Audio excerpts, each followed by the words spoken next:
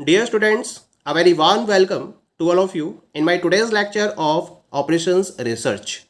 In today's lecture, we will discuss upon variations in transportation problem. और variation में हम सबसे पहला केस स्टडी करेंगे and this is the unbalanced supply and demand in transportation problem. क्या मतलब होता है अनबैलेंस्ड ट्रांसपोर्टेशन प्रॉब्लम का? When there is a situation where the total of supply and total of demand is not equal to each other, then such a transportation problem is known as the unbalanced transportation problem.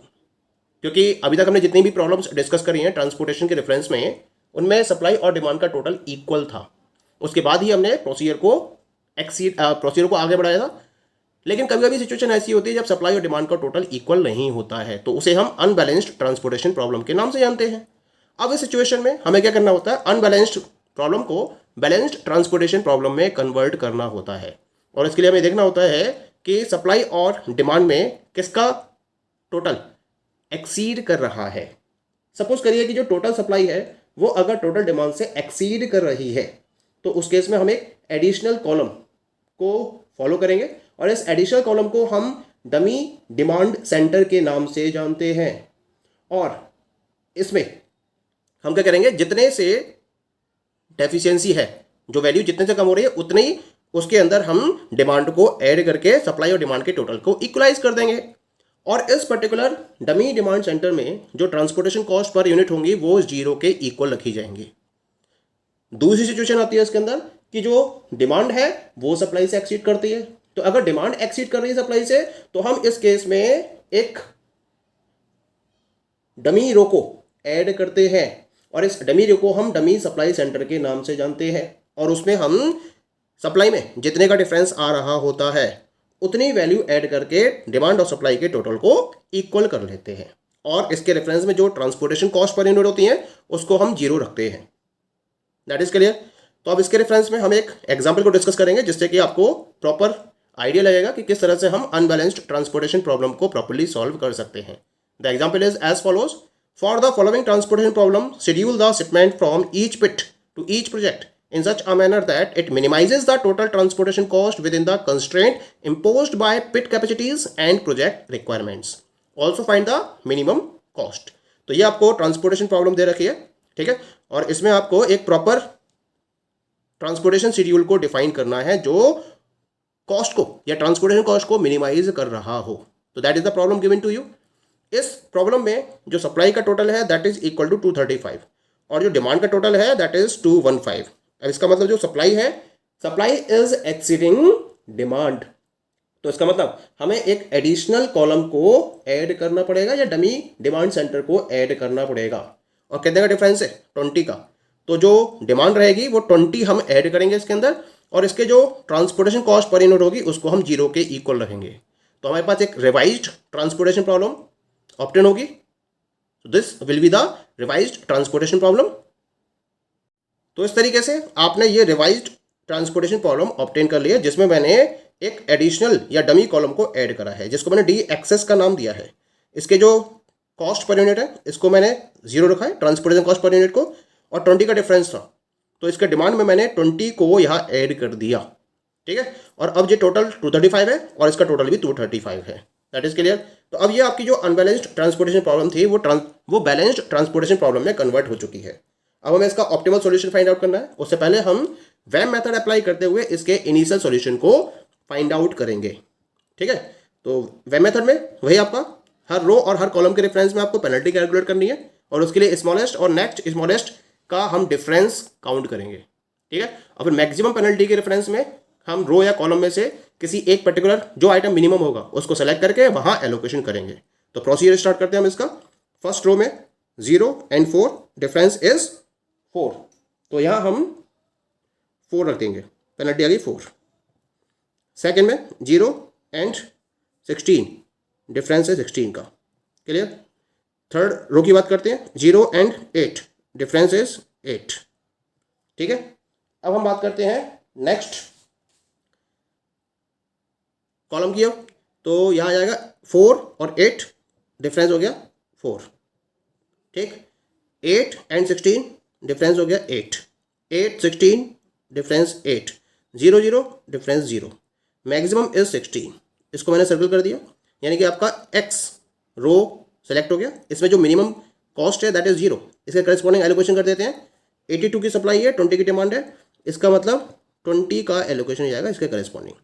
तो यहाँ से 20 minus 20 that is equal to 0, और 80 minus 20 that is equal to 62।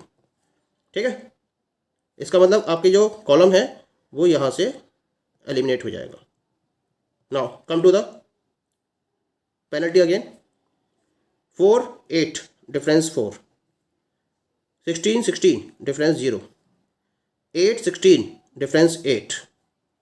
इसमें आपका 4 ही रहेगा, इसमें 8 ही रहेगा, इसमें भी 8 रहेगा, और ये डैश हो जाएगा। मैक्सिमम है 8, लेकिन 8 में 3 वैल्यूज़ हैं, 8 8 8। इस 8 के करस्पॉन्डिंग ये 8 सेलेक्ट होगा। ठीक है, इस 8 के करस्पॉन्डिंग ये 8 सेलेक्ट होगा, और इस 8 के करस्पॉन्डिंग ये 8 सेलेक्ट होगा। अब यहाँ भी फिर से टाई हो गया।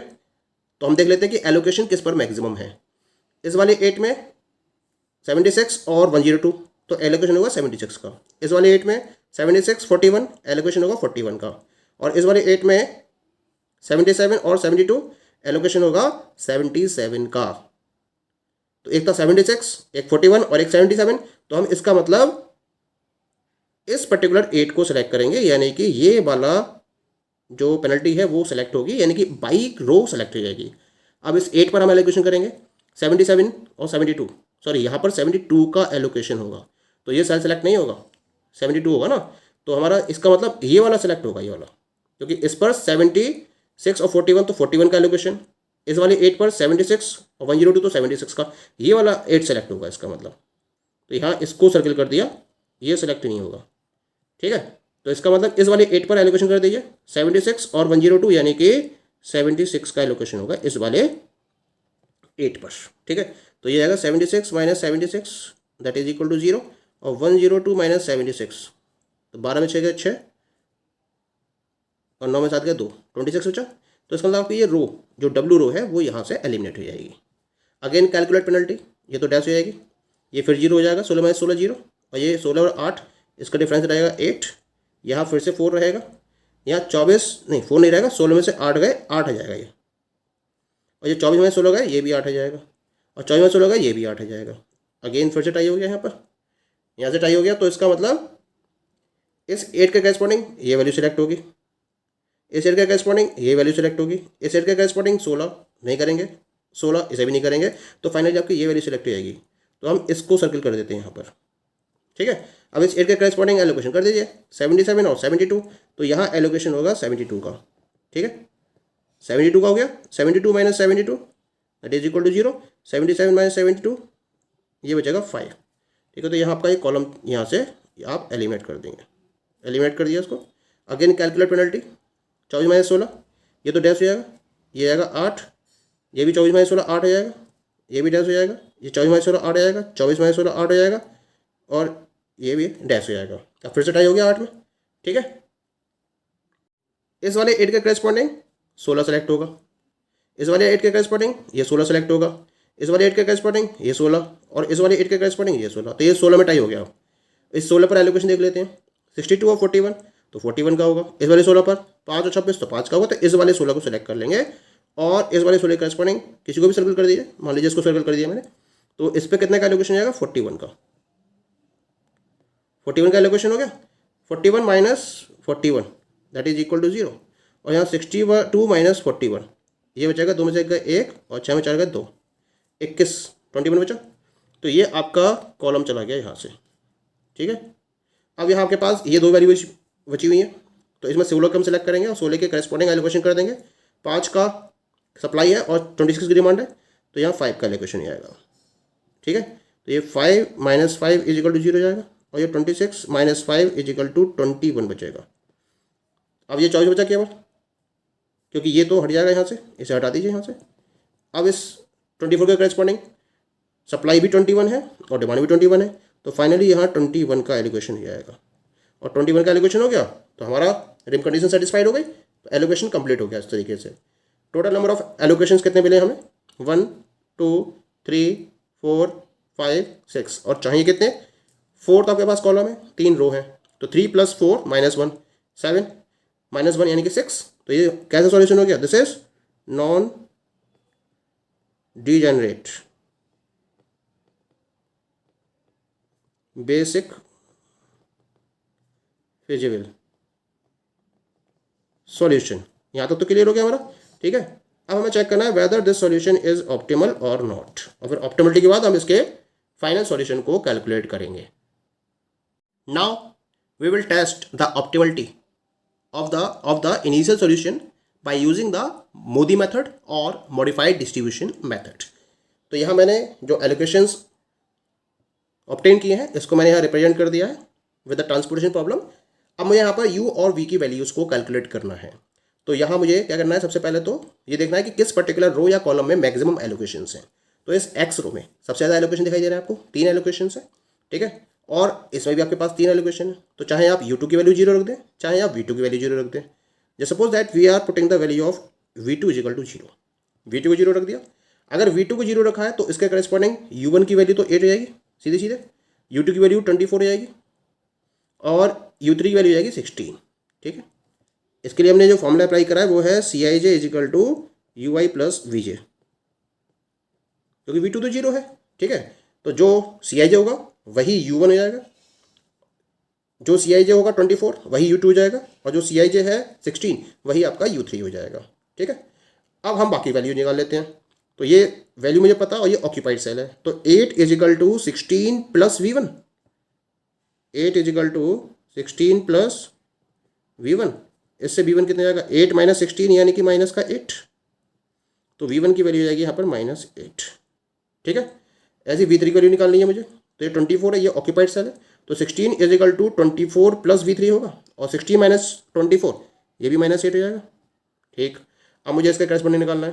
तो 0 is equal to u2 plus v4, और 0 माइनस 24 यानी कि -24। तो v4 की वैल्यू कितनी आएगी -24। तो यहाँ मेरे पास सारे Cij आ गए। अब मुझे निकालना है अनऑक्यूपाइड सेल के रेफरेंस में Dij की वैल्यू, और इसका फॉर्मूला क्या होता है Cij माइनस और ब्रैकेट में ui प्लस vj, यानी कि उस पर्टिकुलर अपॉर्चुनिटी कॉस्ट को निकालने के लिए उसके करस्पॉन्डिंग सेल की u और v की वैल्यूज़ को जोड़ के उसे मुझे Cij में से माइनस कर देना है। तो ये अनऑक्यूपाइड सेल है 4। पहले ui प्लस vj देख लेते हैं। 8 माइनस 8 0, और 4 माइनस 0 कितना जाएगा +4।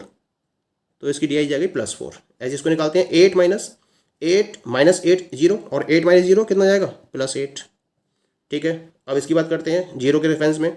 8 माइनस 24 -16, और 0 माइनस -16 तो 0 प्लस 16 हो जाएगा, तो ये जाएगा प्लस का 16, ठीक है।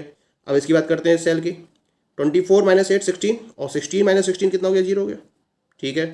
अब ये वाला सारे जाता है, ये अनऑक्यूपाइड है। 24 माइनस 16 माइनस 8 8, और 24 माइनस 8 प्लस 16 हो गया, ठीक है। अब इसकी बात करते हैं सेल की। 16 माइनस 24 -8, और 0 माइनस -8 0 प्लस 8, तो वैल्यू होगी +8। Since all Dij is greater than or equal to 0, so this is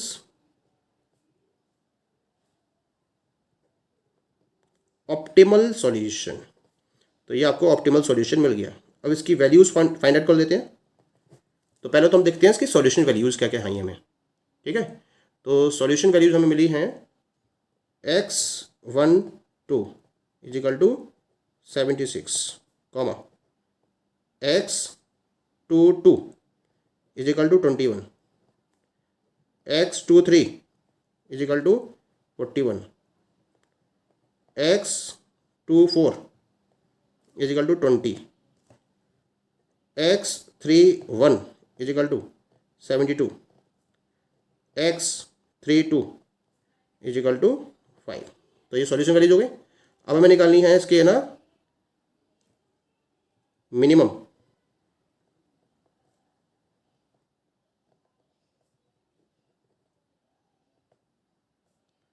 transportation cost, और ये किसके अराउंड होगी समेशन Cij इंटू Xij, यानी कॉस्ट पर यूनिट को हम मल्टीप्लाई करते चले जाएंगे किससे, नंबर ऑफ यूनिट्स एलोकेटेड। केवल ऑक्यूपाइड सेल के रेफरेंस में होता है ये तो हमें पता ही है। तो मैं सीधे मल्टीप्लाई कर देता हूँ। तो यहाँ पहले मैं 8 की 76 से मल्टीप्लाई करूँगा। तो 8 × 48 8, 4, 8 7 56 और 4 60। ठीक है, अब मल्टीप्लाई करनी है 24 की 21 से, या 24 ये 21, तो मल्टीप्लाई कर दिए, 21 चौक 84 का 4 8 आ गया, 21 दूनी 42 और 8, 42 और 8 50। ठीक है, अब 16 की 41 से, 16 की 41 से, तो 16 कम 16 6 1, 16 का 64, 64 और 6 22, 16 कम 16 का 6 1, 16 का 64 और एक 65, 6 5 6, 16 कम 16 6 1, 16 के 64 और एक 65। ठीक, 0 into 20 ये 0 हो जाएगा, प्लस 8 की 72 से मल्टीप्लाई करेंगे, 8 दूनी 16, 1 8 7 56 और एक 57, 576। ठीक है, प्लस 16 की 5 से कर दिए, 16 पंजे 80। ठीक है, ये आ गया आपके पास वैल्यू मल्टीप्लाई करने के बाद। अब मुझे क्या करना है, इनको ऐड कर देना है, तो ऐड कर दीजिए, 8 और 4 12 और 6 18, 18 से 24 का 4 2 और 10 17 और 5 22, 22 का 2 2 और 5 7 और 6 13 और 5 18 और 6 24। कितनी आई cost? That is ₹2424। So this is the minimum transportation cost of the given unbalanced transportation problem. Okay, thank you.